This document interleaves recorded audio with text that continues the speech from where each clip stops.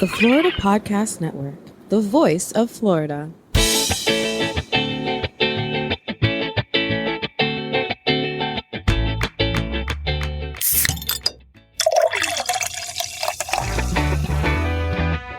From Mallory Square in Key West to the Governor's Mansion in Tallahassee and all points beyond, you're listening to the Florida Beer Podcast, powered by FloridaBeerBlog.com, your source for all things related to the craft beer community in the Sunshine State.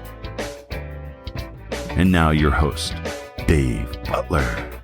Welcome to another episode of the Florida Beer Podcast, powered by FloridaBeerBlog.com. This is Dave, your host and author, and it is time once again for the North Miami Brewfest, the 2024 edition of my favorite beer festival in the state of Florida. Went off without a hitch once again at Nomi Village, which is a kind of awesome, very astroturfed location right off of 95. In fact, so off of 95 that the event space actually backs up onto Interstate 95, and where we were on the second floor sort of outcropping pitch area, we were basically within what looks like a stone's throw of the road, laughing at everybody stuck in traffic as we were enjoying beers. As usual, this event is hosted by and benefits the Chaplin School of Hospitality and Tourism Management at Florida International University, one of my absolute favorite programs in the state. And with this program, this is not the biggest festival they do, because they also do the South Beach Food and Wine Fest, which I've always wanted to go to, but I think it's a little bit busier. I'm going to stick with North Miami Brewfest, so definitely thank you so much to the team at FIU for hosting us every single year. Over the past couple of years, as we've gone to North Miami Brewfest, we have had pretty much everybody from the Chaplin School on the podcast, from the people that are running the Brewing Arts program, and of course, Albert was there. Gotta love my man. From the Bartenders Guild to various other programs, but the one thing that we have not represented on the podcast is the FIU Bistro. This is a slightly different restaurant. This is not the food court at the Student Union. This is a full-service teaching restaurant that I did not realize is only open a handful of days out of the semester. So it's one of the most exclusive restaurants in all of Miami-Dade County. And for $10 a person, it's kind of amazing. They are operated and headed up by Chef John Noble Massey. He is the head chef of the FIU Bistro, and he was the first person to come up and chat with us to give us a rundown about the bistro, what it's like, what everybody who goes through the Chaplin School does when they have the bistro class, and kind of a little bit about what the bistro is doing, representing themselves at North Miami Brewfest. And while I love the bistro, got to talk about my beer. So the first people that we spoke to was Carrie. She is from Scarab Brewing. They are about to open. They were there kind of getting the word out and bringing some phenomenal beers, including a Golden Stout they had on tap, which was absolutely killer. Also killer, this information just dropped a couple of days ago as I am recording this, is a merger between Unseen Creatures and Prison Pals, both of which are no stranger to the Florida Beer Podcast. But Unseen Creatures was there with their brand new owners, Joaquin Lozano and Nacho, and our friend Brewmaster Diego Setti from Prison Pals, telling us a little bit about how this merger came to be and what the future for both of these brands is really going to look like. From there, Rudy and Ricardo are back from Rocketeer Beer, the winners of Best Beer at the 2023 North Miami Brewfest. And let's go ahead and give you the spoiler alert. They won 2024 as well. They're almost finished with their building, so let's get a quick update from them. And then finally, Michael and Carlos, owners and founders of Lemondade Hard Seltzer.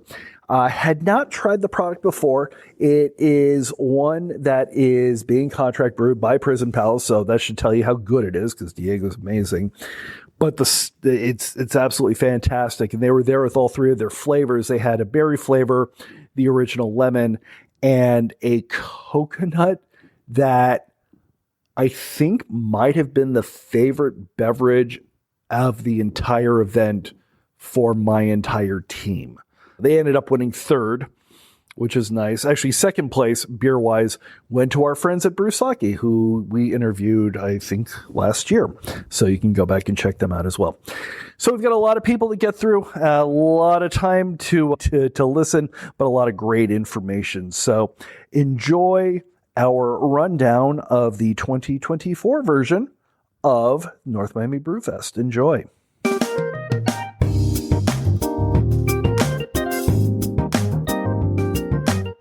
All right, I'm going to go ahead and start recording with Chef John Noble from the. Is that how you want to be known? How do you want to be known on the podcast? John Noble Massey. John Noble Massey, and from the FIU Bistro. And to start with, it is strange to me to have a university that has a restaurant, an actual restaurant. I'm not talking about like the fast food places in the student union, Right. but a full restaurant. What is the, I guess, overarching vision behind the FIU Bistro as it relates to the Chaplin School of Hospitality and Tourism Development? Well, first of all, thank you for having me here. So we have a couple of very clear directions in our culture. One of those is learning not just from a textbook, not just from a classroom, but experiential learning. So learning by doing. And so there's no better way to show our hospitality students how to run a restaurant than to actually have one that is in operation that's open to faculty, staff, students, and the public. And those are paying guests. They pay $10 right now for a 3-course meal for lunch or dinner. And so we give them that experience in both front and back of the house. After they get a little bit of training, it's a 15-week course. So a little bit of training in front and back of the house. We split the class up into both departments, front of house and back of house. And halfway through the semester, they switch. So they get a literal taste of both of those different operating departments. And I'm actually interested, that actually leads to another question, but I have to ask a question before that. With a lot of hospitality and tourism programs in the state of Florida and around the country, you tend to track immediately. Yes. You know, I've seen some attraction tracks or even golf tracks or hotel tracks. For the students that are coming into the FIU Bistro, what track do they usually have? So right now, it's part of our core curriculum, which means that every student needs to go through that advanced food production class. Even if you're doing a hotel track? Even if you're doing a hotel track, because, hey, you're going to be a hotel manager, you're going to operate the biggest, best, sexiest hotel in Miami. Well, by the way, they also got some food there, and it might be good for you to know how to make sure that food is excellent and how the service is excellent there. So we aren't training our students to be line cooks or servers or bartenders, or we're training them to be managers. And that management component, they're going to walk in those shoes and they're going to learn by doing. And so that way they can better manage their teams, having been in those shoes and done those and worked in those positions. I would assume that managing a front of house staff is radically different from managing a back of house staff. Absolutely. And in addition to those individual positions of a line cook, a server, we do barista training, we do bartender training, all of the different line positions in the back of the house for culinary positions. But they also have leadership positions. Students, we're going to have a student leader that's an executive chef in the back of the house and a student leader that's front of house manager. And those change every week. So in a class of 24 students, 10 service days over the course of a semester, we have 20 leadership positions. So even if a student may be a little bit shy about jumping into that, they're going to get their toes wet and manage their fellow students in one of those two settings, front or back of the house. That's amazing. Now, you said 10 service days over the course of a semester. Is it not open 7 days a week? Well, no, it's not. We're probably the toughest ticket to get in town, the most unique, because we're only literally open one service day a week, and that's on Wednesdays while school is in session. I mentioned it's a 15-week semester, so we have 4 weeks of training for those students before we even open our doors. So we have select service days. If to your audience that's interested in joining us, go to our website and look at our reservation availability. We also do some special events internally for the school. So sometimes we're a very hard ticket to get, reservation to get. For my audience who's interested in joining you, I'm interested in joining you. Yes, I can't wait to see it. We'd love to have you and all of your audience over to the school. We've got the dining room is just gorgeous, and our students are so enthusiastic and engaged. You see that passion here at this North Miami Brewfest. You'll see even more close up at the FIU Bistro. Absolutely. So in terms of the menu, because obviously we're here at North Miami Brewfest, there's a lot of different menus, but the menus are very specialized for the locations where they are. Absolutely. Does the FIU Bistro tend to have a focus, maybe California or something sort of Northeastern, or is that something where you try to range as much as you can? It's a great question. We really follow our culture, and one of our cultural cores is our middle name, the international piece, right? So if I were to just have a French menu, an Italian menu, a Latin Caribbean menu, that doesn't do all of that international piece justice. And so we do try to feature some local Latin Caribbean food. We have a wonderful tostones dish, which is on both our lunch and dinner menu. But then we'll do interesting takes on other cuisines.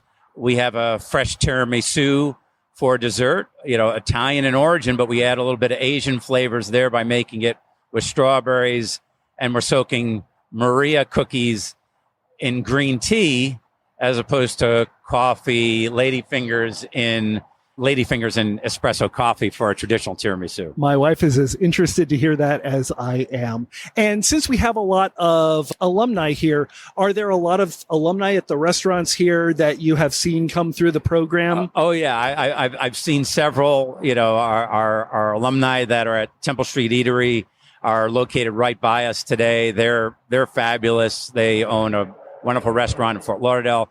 I've got other students, former students, graduates now that are working for beverage companies. I'm looking forward to seeing some of them. I've seen a couple already. So this is almost like a little bit of a reunion, not only for the brewmasters, but also for us faculty and staff at the school. We get to reconnect with our alumni, and alumni engagement is hugely important to the school. And I just like to see my past students come and say hello. That's perfect. Now, obviously at the event, we're ready. I'm very excited. What are you going to be serving us? So the international piece again, I'm serving a chorizo caramelized onion queso fundido.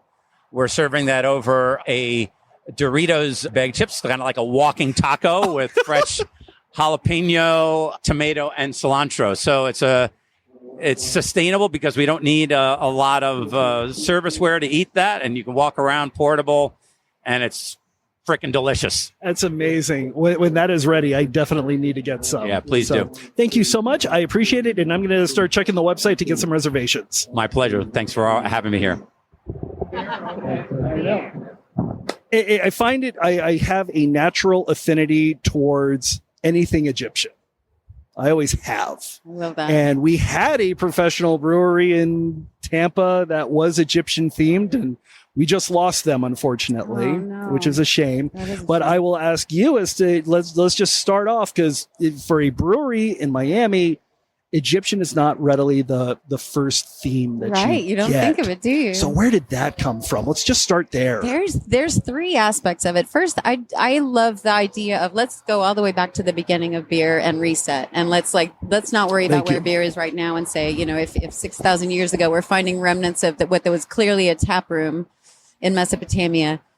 That's where I want to start talking about what beer is and what we can do with it. All those options begin there. Second, one of my favorite books is The Alchemist by Paulo Coelho. I think my wife is a big fan of that book as well. Book. It's really great, just about adventures and that sort of thing. But and spoiler alert, the scarab marks where the treasure lies. But the thing I love the most about Scarab is this seize the day idea. The scarab was kind of what pushed the sun across the sky. So if you truly want to value that aspect of your day and live from morning to night and that sort of thing, it's about relishing that. We're both corporate tech geeks that have retired, and this is so we want to enjoy every day, and doing something that we love as much as this just falls in line with that. Absolutely. And how did you get started brewing? Especially here in Miami, it's a little different. The beer scene's a little outside of the ordinary, shall we say.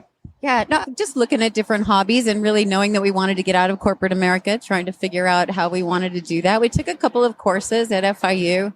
And so you studied with Dr. Gump. Yes, how about that? Have you said hello? And he is Matt. Here. No, I'll have to look. Dr. Gump is here. He's over at the far. I just said hi to him. He's here. Albert is here. Yeah. Oh, and Matt. It was even that long ago that Matt was teaching, and the Matt that is Weintraub that is now with and is not here today. Oh, why not? He is out of town. Oh, how about that? Well, let's talk about Scarab Brewing. So you did the class, which is kind of fun. And then here we are. Yeah, I fell in love with it. So I went to Seibel Institute and took the full thing, the art and science, and just delving in and just really enjoying all of those aspects of it was just right up my alley. So then as soon as I learned how much I loved it, I was like, okay, this is how I want to get out of corporate America, is doing that. So let's talk about the vision for Scarab, because I've noticed that different breweries tend to have different styles. They tend to have a different focus. They tend to have a different image and something that they really kind of focus on. As you are building Scarab, we are not open yet. We are not,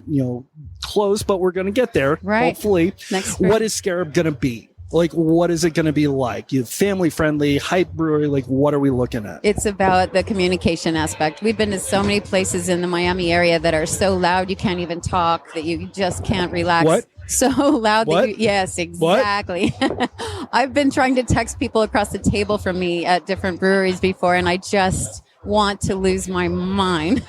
And you're hoarse and you're frustrated and you're exhausted. Yeah. But I've read so many articles about Gen Z and people as they age just really not wanting to be in the hype of all that. And I know Miami is touted as a party town and all that kind of thing, but I don't think everybody wants to go to the loud, crazy, wild cocktail party all the time.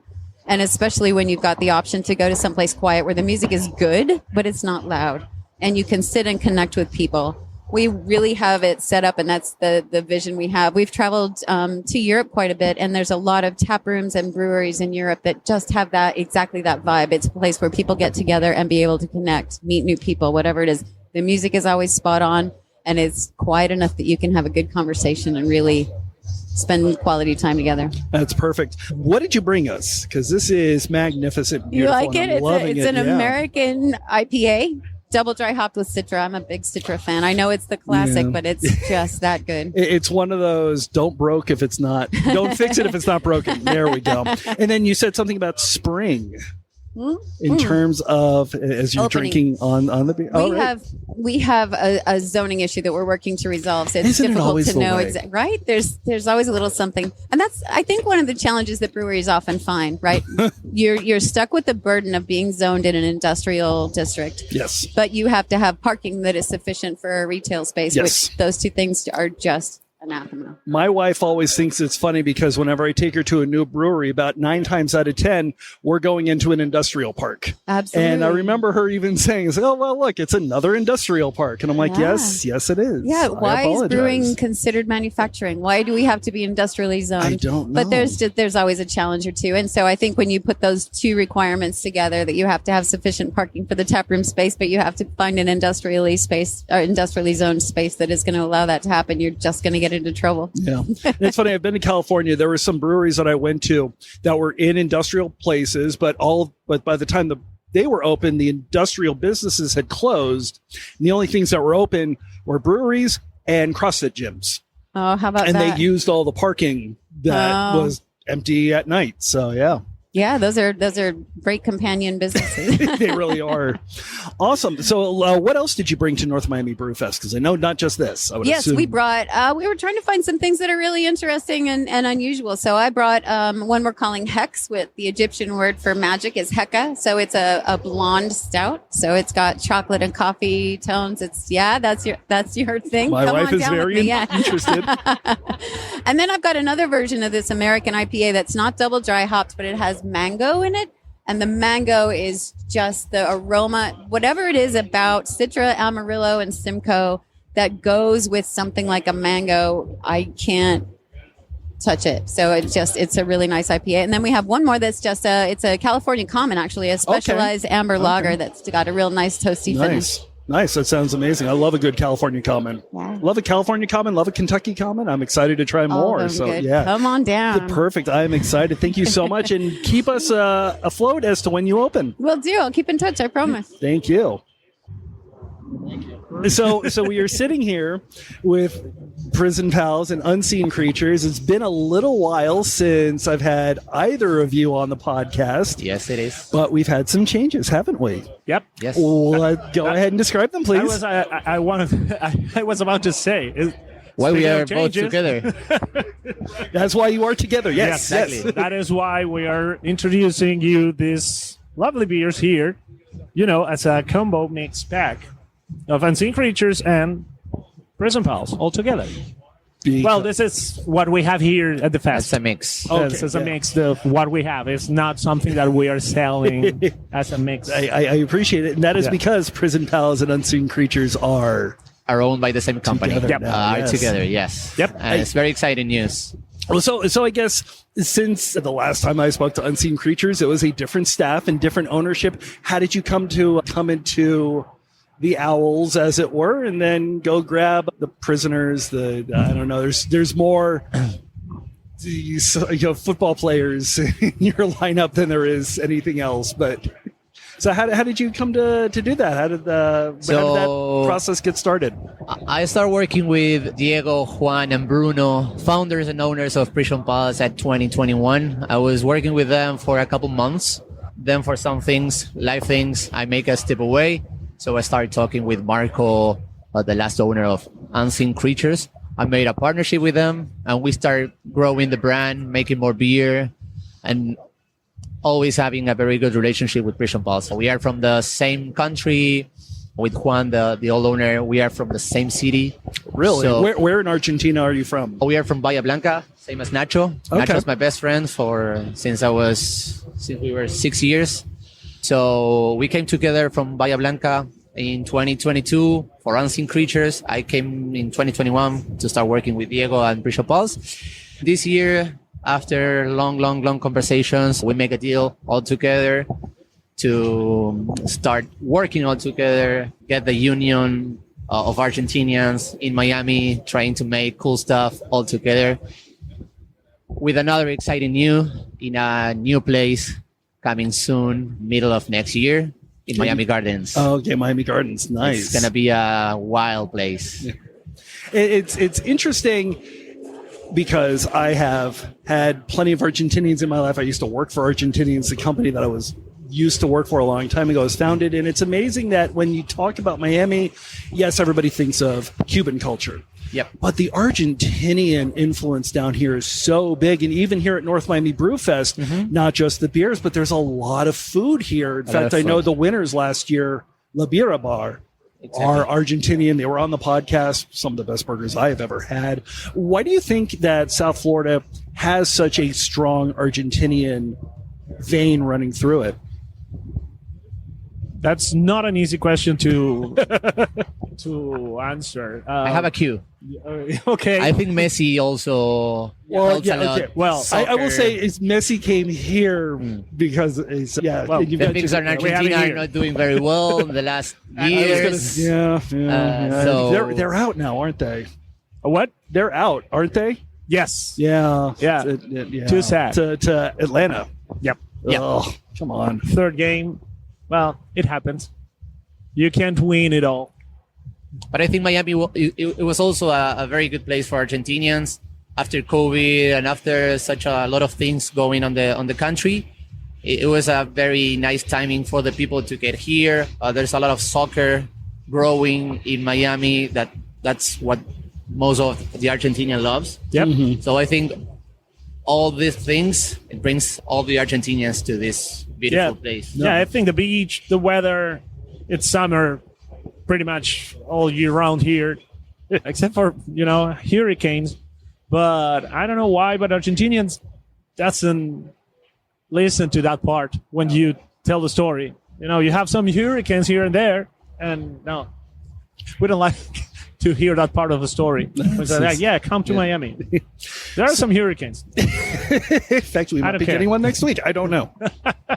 So when you went into Unseen Creatures, how much of it did you keep as the Unseen Creatures that Marco and everybody had sort of created? And then what sort of changes do you make to make it your own? Because I could tell right off the bat, the label art is definitely, there's a different style to it. It still has those throwbacks to what it was, but it seems like it's a little bit different. It's fresh. It's a little bit more exciting. It's kind of been revitalized. So when we start in 2022 with Marco, we have a goal that it was to increase our sales in distribution. So for that, and trying to be in all the groceries and everything, we need to refresh a little bit the image. Always working with the same artist that he's in Indonesia. His name is Probo. He's great. But trying to do something fresh and bring more to life all the creatures that it was a little off and it was a little dark and dead. So we made a mix between where we used to be and something fresh to bring this new image to Unseen Creature, maybe more commercial, more colorful, but with the same identity as always. Which is definitely incredibly visible on the couple cans that I'm looking at right here for Suits and Skulls and the Child, and I'll probably put amazing. that up. Yeah. And now, Diego, how has it been working with them? Has it been very similar? Has there been any changes for you? Do you have to make anything weird just to make them happy, or is it pretty well? Well, this is pretty fresh news because this happened like a month ago. Yeah. So this is quite fresh. So we are still under transition. In a way, but we are working very hard because this transition is not easy, and we are doing some volume. We are brewing between 6,000 and 7,000 barrels a year, which is quite a lot. Yeah. So, and we are only brewing for distribution, which is, I think, that is something that is a good thing about this new project. You know, this merge is really good in that way because we are only brewing for distribution. We have a good volume of beer in the market. They're building a really good facility, big facility. That's the one in Miami Gardens, right? That's the one in Miami Gardens. It's around 40,000 square feet. Oh, wow. 30 barrel brew house, 30, 60, 90 fermenters, canning line, bottling line. We're trying to take it to another level. Now, will that be Prison Pals moving from Doral and into Miami Gardens, or will that be a double branded Prison Pals and Unseen Creatures production facility? It's going to be double branded place with a tap room for both brands. And yeah, I think that's the answer. We're going to be double branded. Yeah. Well, I guess my last question is, as we look towards the future, how do you intend to keep the labels and the images and the brands separate to where you can pick up a beer and, that's a Prison Pals beer, but this is an Unseen Creatures beer because the two are conceptually different? That's something we are trying to figure out now. We are working on it because we need a new image. We need a new, we need to rebrand the Prison Pals brand because we have every single label of Prison Pals is quite different from each other. So we need something to put everything together, and we're working on it. And that's something that is. And if I think that very excited about that, something that Unseen Creatures can bring to the table and help Prison Pals, it's marketing. We were doing a great job, I think, for the last 2 years. Sure. So I think this merge with the volume, our tap room, and obviously the knowledge of Diego and all the Prison Pals team. We have a great team at Prison Pals, but also with the marketing that we have at Unseen Creatures, it's going to be a very good merge in both sides. And we have the challenge to rebrand Prison Pals to doing more unique brand. So you can see all the labels and you see, okay, these 5 beers are for the same brand. That was not happening. So I think we have a very nice challenge with a good team. I'm very excited. Yes, we are too. Definitely. Gentlemen, thank you so much. Let me know when Miami Gardens opens up because we are definitely going to be excited to come down and do part 2 of this conversation. Absolutely. Of course. Thank you. Thank you for the time. I kind of want to ask the question first. How is the new building going? Are we getting close? We're getting there. We're about 60 days away from completing everything. Okay. We've been 60 days away for 6 months. Oh, boy. And where are we located again? We're in Kendall, right? Or we're going to be in Kendall. Yeah, I think nowadays they'd consider that East Kendall. It's 136 and US 1. That's awesome. So I guess, how is it going? I guess, how has Kendall been to work with? Because you're not the first brewery in Kendall, right? We're the first one in that area. We have one in West Kendall, would be Spanish Marie. They're about 20 minutes west of us. And then north of us would be 25 minutes Lincoln's Beard. Lincoln's Beard. What about Creatures? But they're in Westchester. Okay. And what about Strange Bistro? Are they more of a brew pub? They're like a, but they're very far from us anyways. Very west. Okay. Yeah, very west from us. 25 minutes roughly. Oh, really? Yeah. No, I would say even more, maybe like 30. Sure, right, just traffic. Yeah, absolutely. Yeah. That's amazing. Yeah. Other than that, how has it been going? It's been going little by little, it's lots of hurdles to overcome, a lot of headaches. Were you expecting this? Not to this extent, to be honest. If I could really, just talk to myself a couple of years ago and prepare myself for this, maybe I would have taken a different path. I don't know, but I hope it'll all be worth it when it's done. So I feel like an event like North Miami Brewfest is a little bit different for you because now it's really important to get the word out because you want them to keep an eye on you because it might be open by the time the next one comes around. Absolutely. Yeah, so we take these festivals very serious. We love it. We love FIU. We love everything that the hospitality team does. They treat all the vendors great. So we love to come here and make sure that all the guests here, they see our brand and they understand that we're going to be opening up really soon. Last year, we were talking about we will be opening. We're looking for a space, or we have a space, and now we're like 60 days away. So it's a little different now. Yeah, and I think it's really important for us to come to these things and really like try to stay local to the community and understand that we're local vendors. We're from here. We're like everybody else around here, just trying to make our own business and make our own way and trying to connect with everybody else in the community.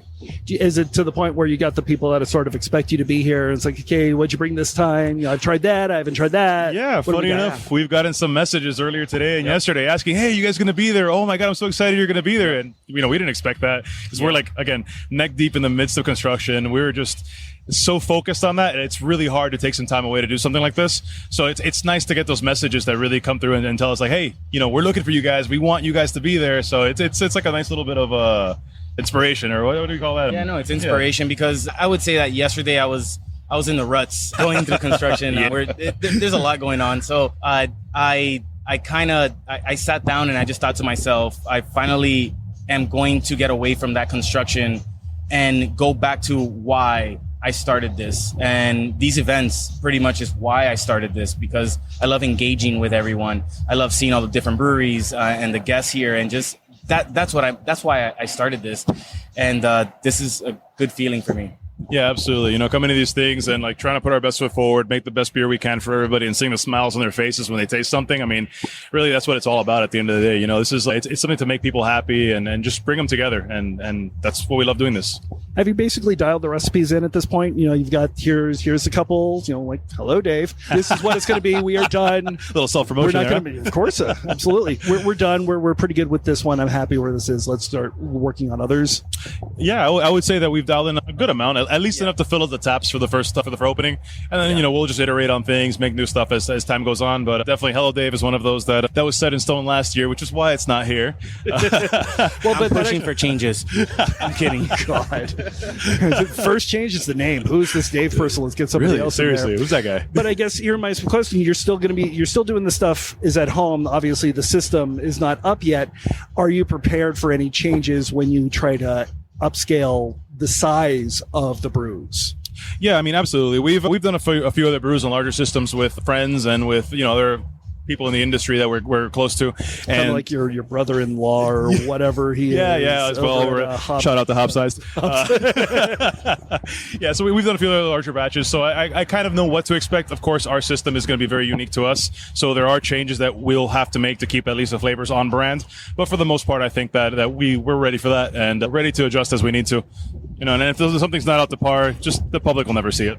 It's got to be an interesting situation that you're kind of approaching, because you would think that if 1 pound is good for 5 gallons, then should be 5 pounds for 25 gallons, but that's not necessarily the way that it is. Yeah, the math scale's funny, so it's just it is what it is. You know, we'll figure that out. And gotcha. Luckily, we have a really good team, good engineer over at Deutsche. Shout out to Tony. And Tony Cannoli on Instagram. We cannot wait to brew that first batch with you. That's awesome. He's going to definitely help guide us through that process. So what's here today? Oh boy, so a lot of everything. Yeah, man, we were in the car trying to figure that out and remember everything because it's a lot. We have 7 different products today. I got them. You got them all? Yeah, all we right. got Eva, a blonde ale, our first blonde ale we've ever done. Golden ale. Golden. Yeah, because it actually is a little hoppier, so it's golden ale. It's golden ale. Okay. Sorry, I keep saying blonde. We have our Hefeweizen. We have a Dunkelweizen, our zero gravity. You got a dunkel? Yes, we have a Dunkel. Oh, Yes, sir. man, Yes, sir. you just piqued my interest. Oh, hey, swing by or we'll bring it to you. Both. Yeah, table service. We have a Zero Gravity Pizza Party, which is our hazy IPA. We have our I Am Fruit Sour. I am fruit. And I think I remember that one. Apple Pie Sour. Okay. And Rudy came up, we were talking about our liquid provisions because we're Rocketeer Beer and liquid provisions. All right. So last year we brought a seltzer, a blueberry mint seltzer. This year we decided to go a little bit deeper into that world, and so Rudy concocted a little recipe. If you can talk about the It's a fall sangria, has a little pumpkin spice, little maple, little apple, white wine, Pinot Grigio, little fortified wine. So trying to bring that out, and it's something we're gonna have in the tap room. Our idea has always been to kind of have alternate cocktails that are wine based for at least for now, and have those as available as options. So sangria is gonna be one of those things we try to keep on tap at all times, and have seasonals. So for us, this season now we have the fall sangria, and that's what we're along. Well, you just opened up a whole other can of worms. So in terms of wine, is that going to be a next step once you open? We'll see. I mean, I've looked into the natural wine thing a bit to see if maybe that's something we were interested in. But I think right now that's a whole different can of worms. Yeah. So I think for now we just got to focus on what we have coming on and get that going. And once I think that ship is sailing smoothly, then we'll see what else we can take on. How difficult is it to get a permit to where you can sell wine even though you're a brewery? Because I know some people have done it, but I don't know. Is that an additional thing that you have to purchase? Is that additional steps? And then clearly you are treating the wine. So is that additional manufacturing get listed? How does that work? Yeah, I mean, as far as like serving the wine, we're not making it, so that's just the 2COP license in Florida allows you to serve both beer and wine. Okay, it's a combined license. So at that point, we're just buying a product and just adding some things to it and making. It's not our own wine, but gotcha. So it's not considered production. Right. Correct. Yeah, it's not considered production. Yeah, gotcha. Correct. Awesome, gentlemen. Thank you so much. I need to go get a Dunkelfein. I need to get a lot of stuff. It looks like we're open. Oh my goodness. All right, thank you so much. I appreciate it. Absolutely, man. Pleasure always. The next time you get on this podcast, we will be doing it from Kendall. Oh, I can't wait. I will have some Hello Dave ready for you. Yes. Absolutely. Thank you. Thank you. So Michael Rios and the founder of Lemondade. Yeah, my name is Carlos Aguero, and I'm co-founder of Lemondade. And let's go ahead and start with, I guess the best example is kind of what we were talking about earlier in terms of the founding of Lemondade and how uninteresting you found seltzers is the greatest way to describe the taste of a seltzer that I've ever heard. And I'm going to steal it from you. Oh, so hey, listen. Please. Absolutely. I mean, the way we started off was basically that we were tired of, trying all these plain Jane hard seltzers. And the best way to describe it for me was static. It tasted no flavor, like literally no flavor. Tasted like static, and I thought about the TV with the, and it's just like, you really don't want to deal with that, right? So that's where me and Mike came in, and basically we were like, hey, we wanted something with real flavor, with real vibes, that represented Miami, and that's basically how we came about. And it's the Miami, especially with the name, you have definitely leaned hard into Miami. But I guess, do people outside of Miami-Dade really understand the Dade part of it? Or is this is where you're kind of going for, at least to begin with? Yes, so necessarily, most of the time they don't understand it, but what they do understand is that it is a lemonade product. So our drinks is a hard seltzer with lemonade in it, and then we have to explain that it's from Miami-Dade, and it's delicious, it's local, as you can tell, I can tell by your facial expression. Oh man, it's it's fantastic. I guess, how did you start to create this, 3 products? We're trying all of them today, hopefully. The original is what I just had. And what I like, the fact is, it's almost like a sparkling lemonade. It doesn't drink like a seltzer. It doesn't taste like a seltzer. It doesn't have that static. Exactly. This is... smooth like a champagne, baby. I would say smoother. Smoother? I would say champagne. Hey, I'll take it. I don't know if Smoother than a champagne. I don't know if I would drink a champagne, but Yeah. I know I'm leaving with like a 12-pack of this. See, that's the thing. Mike, he was more of like the IPA guy, the Deepas, the Teepas, and all that stuff. Me, I was never a beer guy. You know, I'm like, oh, I like a Mick Ultra or whatever, or maybe, you know, a La Rubia or stuff like that. You know, just plain Jane, you know, beers. You know, but I was always like light beers. You know, so I guess you call me a little bitch. But anyways, I was like, man, I really like seltzers. So we were drinking Vizzy at the time, and we were like, man, this would taste a lot better if it had actual flavor. Like, my thing is, and I hated that, was like, I want to drink something with pineapple in it, right? And it just had a hint of pineapple. You wouldn't. So that's where we just were brainstorming and just thinking about these elaborate flavors. And this is just the beginning. Like, the array of flavors that we can do is endless. What was the process of? I mean, it's one thing to have an idea and to play with it in your kitchen. It's a completely different thing to have a packaged product in your hand going out into the market. What was that process like? Finding a partner. I'm assuming that you're not doing all of this in your garage. Yes. In fact, I can see who you Almost never ending. It's a long process. A lot of behind the scenes, back and forth. You know, with contracts and stuff. But the good thing, I have a friend that helped me out. His name is Jesus. He was very good friends with the brewery. And that brewery is located in Doral. I'm pretty sure you heard of them. Right? Miami Hops? Yes, Miami Hops. Very, very big beer guy. Good friends with the Prison Pals. So they they make our drinks, and you know, and we set it out there and sell it for ourselves. In the beginning, it was a lot of trial and tribulation, a lot of failure, because we were going to these companies that say that they create a beverage for you.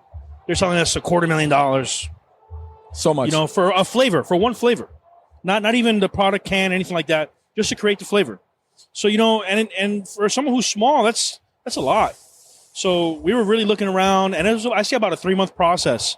It took us just to even find somebody that was willing to brew what we wanted and even give us a trial basis, right? So then we found our manufacturers, which was Prison Pals, and they're Argentinian.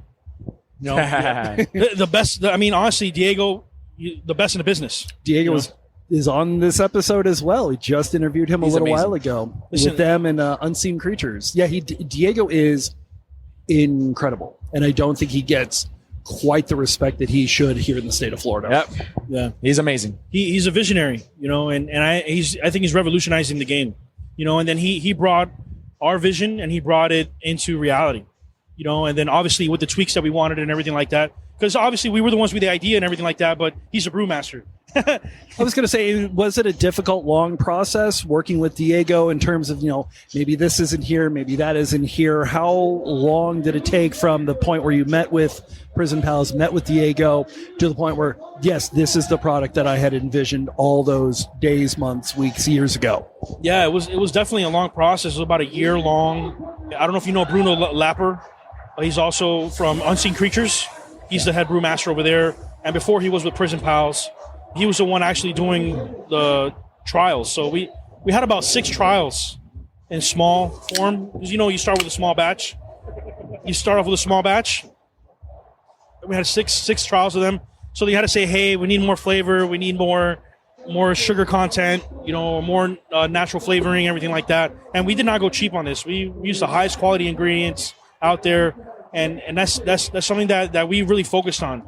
Like, we tried me and Mike personally tried over 200 different hard seltzers, and we found nothing not like this in the market. Nothing. I would be hard-pressed to say, oh, this is like this product.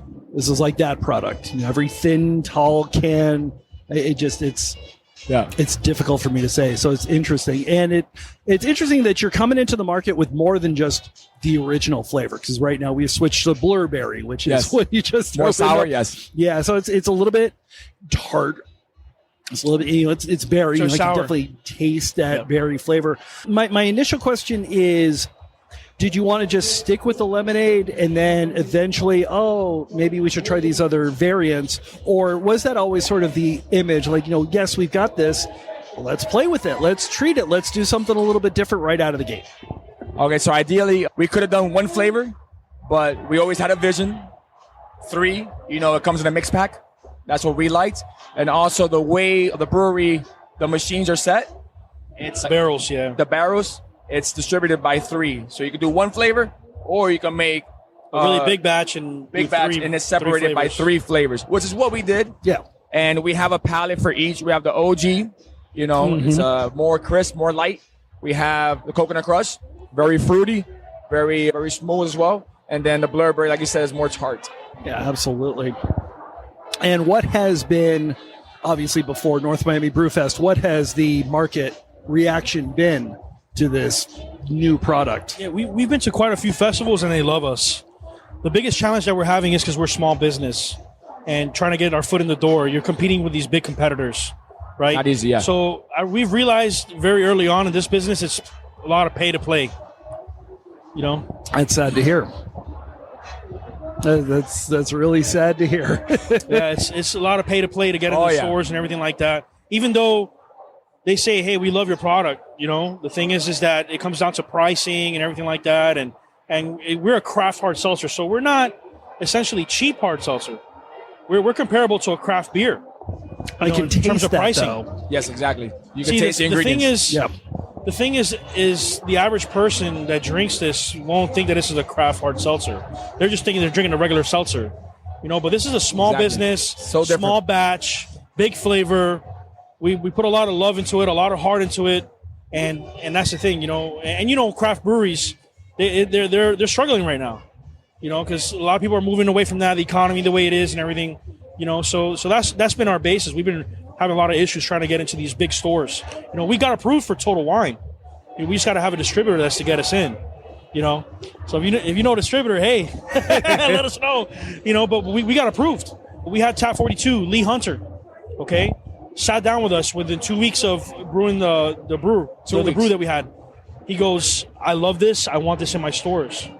And that would be the perfect sort of location for something like this because it is a little Miami, bit different. It's very it's South Florida. Yep. It's that clientele. Yeah. It is absolutely that clientele. He said he absolutely loved it, but he's been having issues with new stores coming in, so we haven't been able to get in the menu.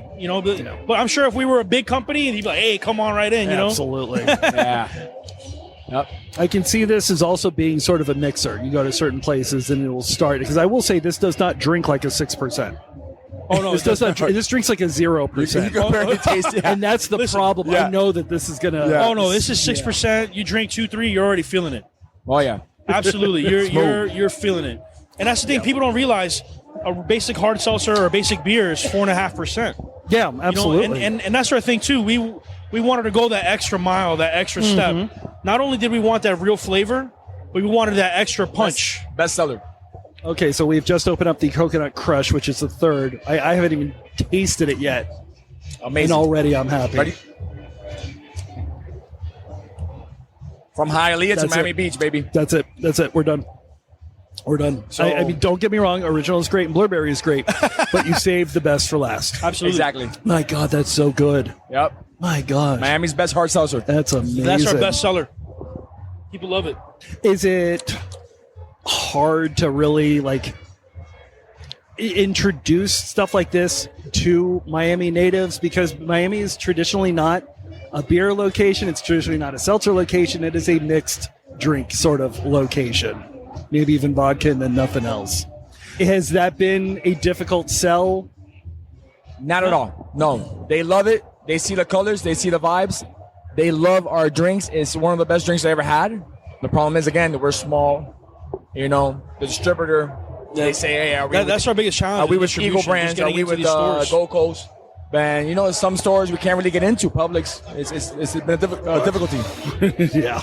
So I guess what is the next step? Where can people find Lemondade or where can people ask for Lemondade to hopefully bring it to the stores? So we're currently working with Nomad Distributors.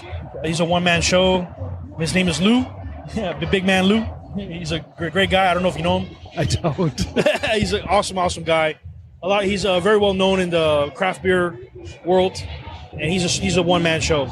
He's actually gotten us into over 30 stores right now, but they're all mom and pop stores, gas stations, things like that, which will allow us to get the foot in the door. Yeah. And the product's moving.